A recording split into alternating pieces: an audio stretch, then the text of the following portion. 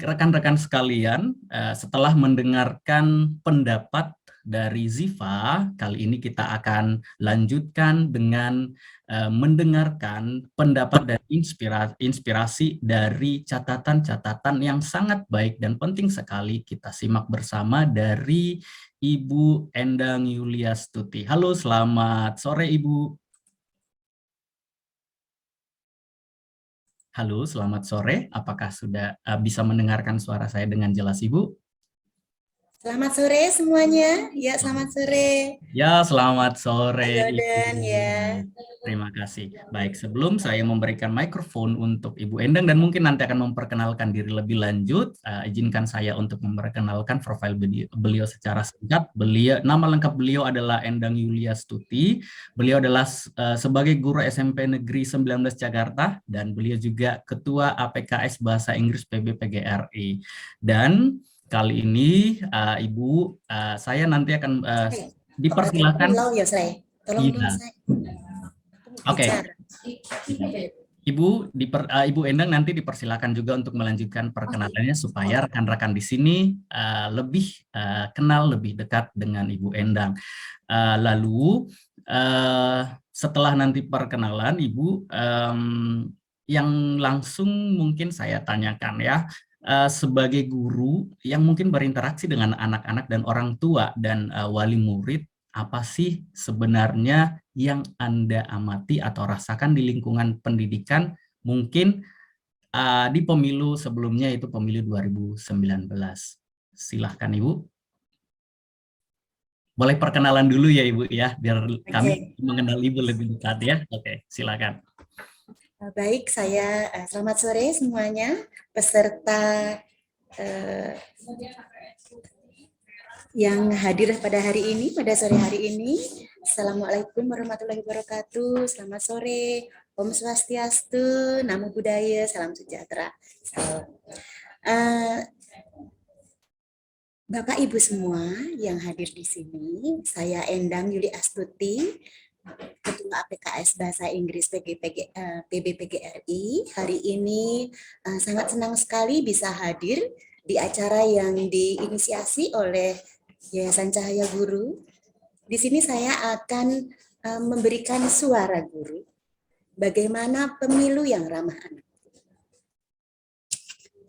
Seperti kita ketahui bersama bahwa pemilu adalah peristiwa demokrasi terbesar yang ada di Indonesia, di mana pada hajatan besar itu diikuti oleh sebagian besar orang dewasa yang berusia 17 tahun ke atas hingga tak terbatas, di mana usia 17 tahun ke atas ini biasanya anak-anak masih di kelas 12 SMA, dan mereka adalah para pemilih pertama, sehingga mereka belum punya pengalaman pemilu-pemilu sebelumnya.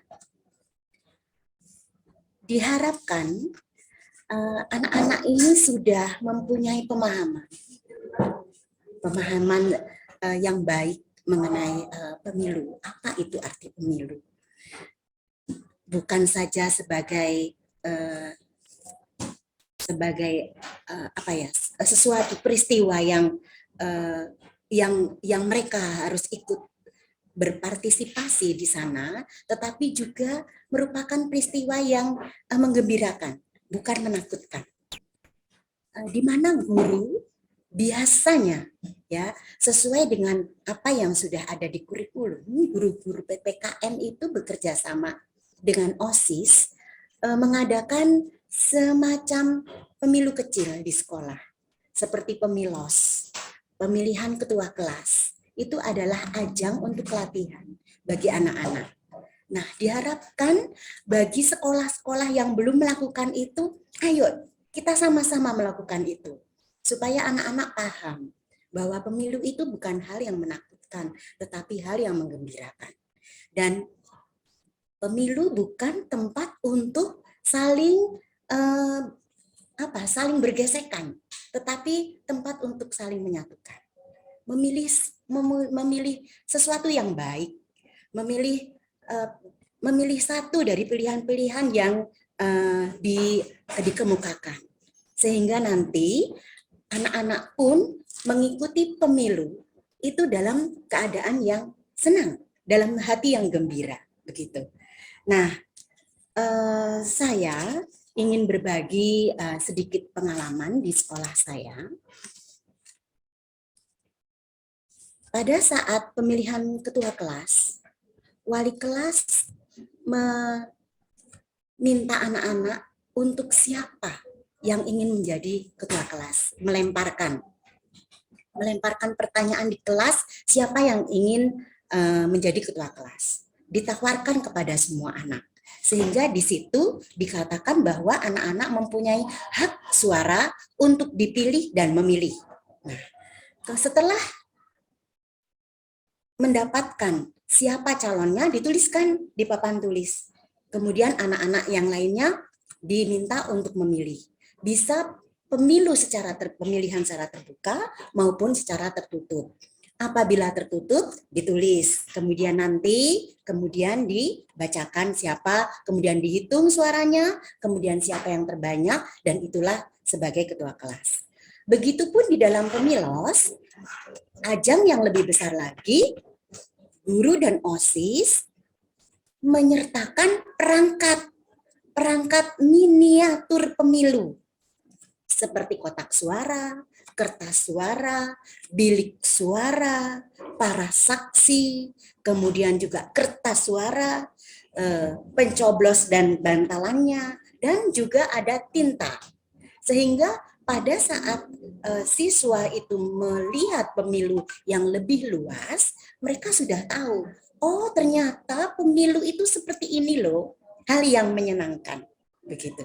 Sehingga anak-anak melihat pemilu yang ada di Indonesia pun dia akan berpikir, oh pemilu itu seperti yang pernah saya lakukan pada saat pemilos. Cuma bedanya kalau ini dilakukan secara nasional, kalau pemilos yang saya sudah lakukan itu dilaksanakan di sekolah. Seperti itu.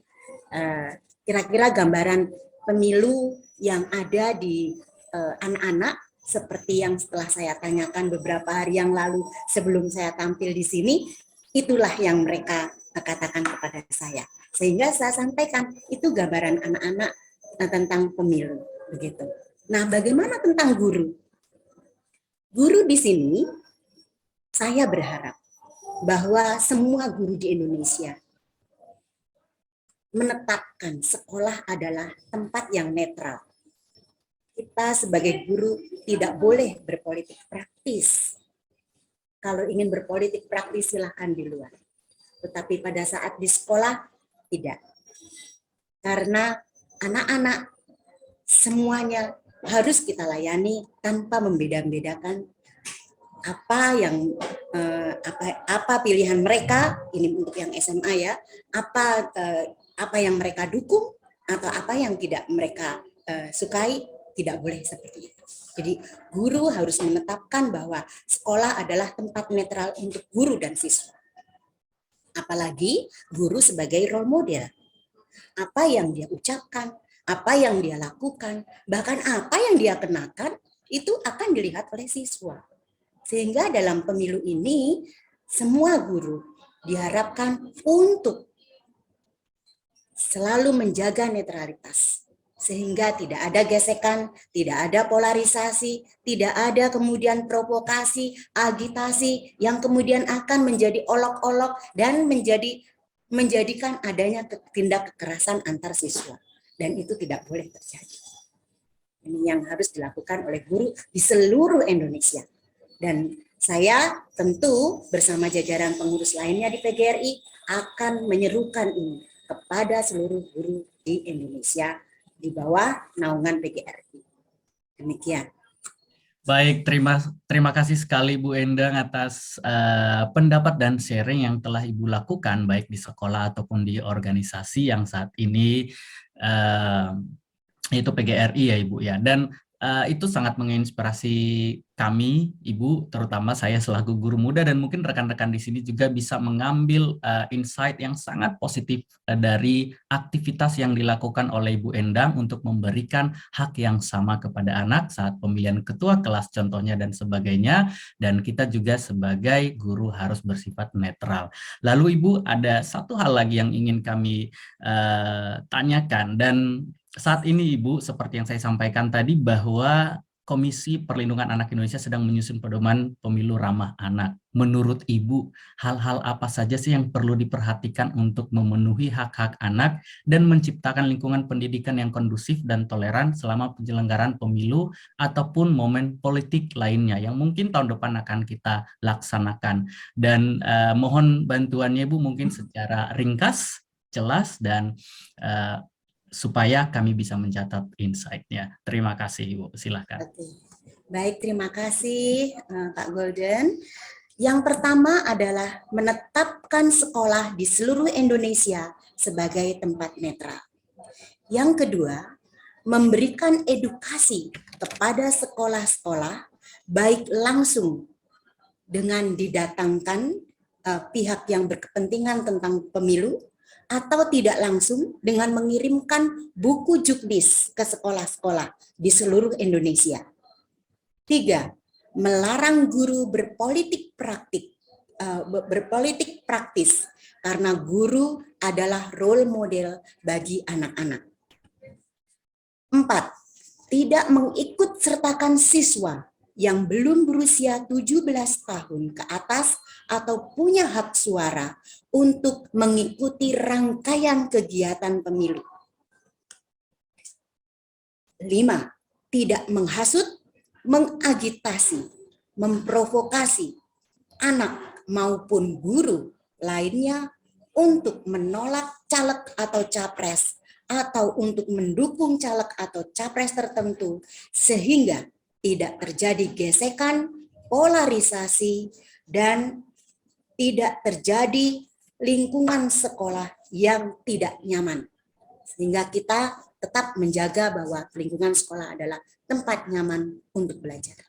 Demikian. Baik, terima kasih banyak Ibu Endang atas statement dan closing statement maksud saya yang sangat menguatkan kami semua, dan mungkin ini juga menjadi masukan yang sangat baik untuk Komisi Perlindungan Anak Indonesia yang nanti memberikan insight dalam penyusunan draft menciptakan lingkungan pendidikan yang kondusif dan toleran selama pemilu khususnya untuk anak. Baik, sekali lagi terima kasih banyak Ibu Endang atas sharing dan sharing pendapat dan masukan yang diberikan kepada kami. Terima kasih sekali lagi.